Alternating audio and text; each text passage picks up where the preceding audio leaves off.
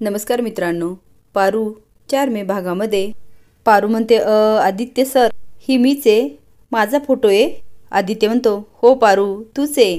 पारू तोंडाला हात लावत म्हणते आई शपथ कसला भारी फोटो आलाय, कसलं भारी दिसतंय समद।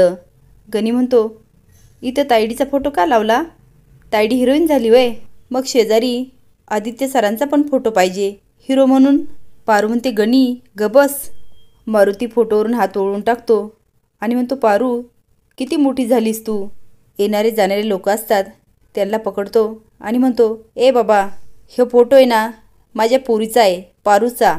ते काही खरं मानत नाही, पण त्यामधला एक पारूकडे बघतो आणि फोटोकडे बघतो। आता पारूला हात जोडतो। आता तो निघून जातो।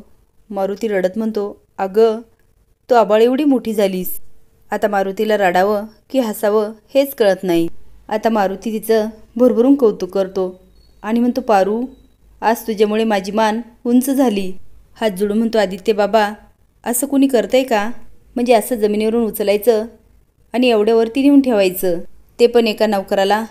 अहो अख्खी जिंदगी तुमची इथं नोकरी केली ना तर आमच्या आयुष्याचं सार्थक झालं असं समजतो आम्ही, पण आज तुम्ही ह्या नोकराच्या पोरीला उंचीवर नेलत।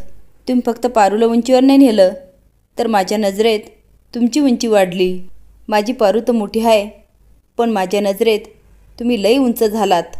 आदित्य म्हणतो मामा मी काहीच नाही केलं, खरं सांगतो हे जे काही सगळे आहे ना ती पारूची अचिव्हमेंट आहे। पारू कॉंग्रॅच्युलेशन्स। पारू म्हणते थँक्यू। आता सगळेच घरी येतात।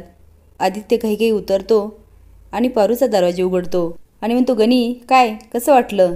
गणी म्हणतो एकदम मजा आली, एकदम गारगार। पण तायडे वैजू आपलं रुसली नसेल ना। आता पारू आणि गणी वैजूबद्दल बोलतात।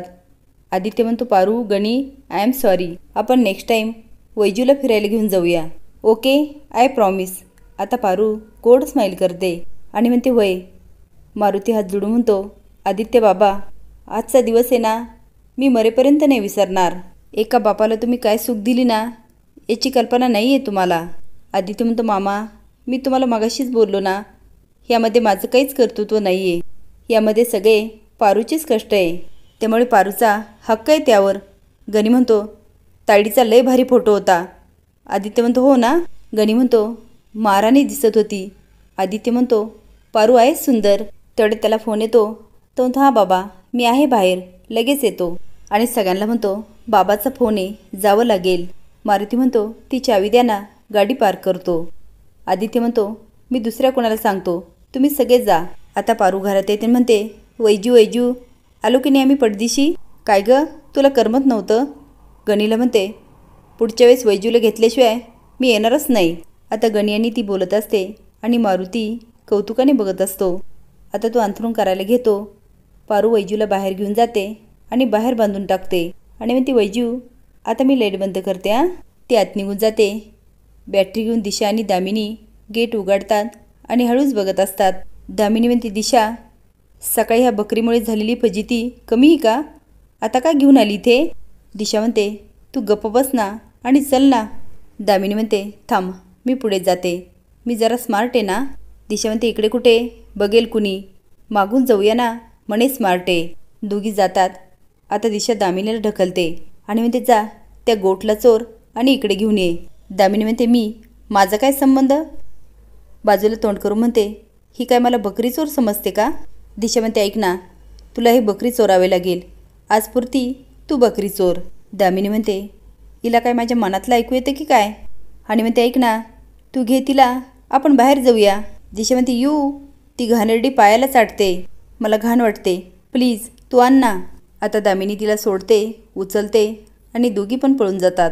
आईला श्रीकांतला खूप सारे ब्रश देते, तो वा क्या बात आहे, तुम्हाला एवढे ब्रश दिले। आईला म्हणते तू खुश आहे ना, मग झालं। पेंटिंगचे ब्रश बघून श्रीकांत एक मस्त शायरी म्हणतो। आता दोघं पण एकमेकाचं कौतुक करत असतात। आईला म्हणते थँक्यू, अशी साथ देशील ना। तो कोई शक। तेवढ्यात मोहन येतो, तिघं पण हसायला लागतात। मोहन म्हणतो वहिनीला अपडेट द्यायला आलो होतो, हरीशबद्दल माहिती काढायला सांगितली होती ना। हरीशची शाळेपासूनची माहिती काढली, लहानपासून अभ्यासात खूप हुशार आहे, चालण्या बोलण्यात वागण्यात सगळ्यातच छान आहे। आता तो हरीशचं भरभरून कौतुक करतो। तेवढ्यात आदित्य येतो आणि म्हणतो अरे वा सगळे इथेच? आता तो मारुती आणि पारूबद्दल सांगतो. श्रीकांत म्हणतो, अरे वा, मारुती एकदम खुश झाला असेल ना? आता आदित्य झालेला सगळा प्रकार सांगतो आणि म्हणतो, ते सगळ्यांना सांगत होते, पारू माझी मुलगी आहे, पारू माझी मुलगी आहे. आणि गणी तर वासून बसलेला. आता सगळेच हसायला लागतात. श्रीकांत म्हणतो, आणि पारू? आदित्य म्हणतो, पारू पारू तर प्रचंड खुश होती. आईला कौतुकाने हसते म्हणते, छान. आदित्य, मोहनने हरीशबद्दल सगळी माहिती काढली आणि आम्हाला असं वाटतं हरीश पारूसाठी चांगला मुलगा आहे, म्हणजे त्यांची जोडी छान दिसेल. श्रीकांत म्हणतो, उद्याच आपण मारुतीशी बोलूया. पहिले तर आदित्य शॉक होतो, म्हणतो, ठीक आहे, तुम्हाला वाटेल तसं. आता दिशा आणि दामिनी वैजूला घेऊन एका ठिकाणी येतात. एक माणूस येतो. दिशा म्हणते, ह्या गोठला घेऊन तुम्ही लवकर इथून जा. तो माणूस म्हणतो, गोठ? दामिनी म्हणते, बकरी. त्यांच्या बोलण्यामुळे त्या माणसाला पण मजा येते. तो स्माईल करत असतो. आता तो वैजूला घेतो आणि दामिनी स्वतःच्या साडीचा वास घेते आणि व्या करते आणि म्हणते, मला सांगा, ह्या बकरीला नेऊन तुम्ही काय करणार? तो असतो म्हणतो, अहो मॅडम, मटणाचा धंदा आहे आपला, कापणार आणि काय करणार? आता मात्र दोघी पण खुश होतात. दामिनी म्हणते, तेच करा, ऑल द बेस्ट. मी तर म्हणते, ही बकरी जगामध्ये दिसली नाही पाहिजे. जा जा. दिशा म्हणते, थांबा थांबा, हे घ्या. तो माणूस म्हणतो, पैसे? ती घ्या घ्या. तो पैसे घेतो आणि निघून जातो. दामिनी म्हणते, तू मूर्ख आहेस का? पैसे कशाला दिले? अगं आपण अख्खी बकरी दिली होती ना. दिशा म्हणते, अगं तोंड बंद ठेवण्याचे दिले. सकाळी वैजू दिसत नाही. आता गणी ओरडायला लागतो. पारू म्हणते, गणी सकाळी सकाळी काय ओरडतो? तो म्हणतो, अगं वैजू नाही इथे. तेवढेच मारुती येतो. पारू म्हणते, बा वैजू कुठं दिसत नाहीये. आता तिघं पण घाबरतात. पारू पहिले बंगल्यात पळते, सगळीकडे शोधत असते.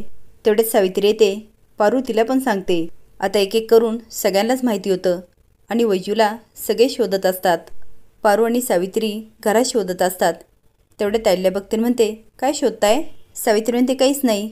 आईला म्हणते, मारुती कुठे? पारू म्हणते, बा घरी आहे. मी बोलू का? आईला म्हणते, ही कसली गडबड चालली सगळी? तेवढ्यात आदित्य म्हणतो, सावित्री आत्या, मला कॉफी हवी होती. पारू म्हणते, थांबा मी देते हा. आता पारू कॉफी घेऊन जाते आणि म्हणते, आदित्य सर, थोडं बोलायचं होतं.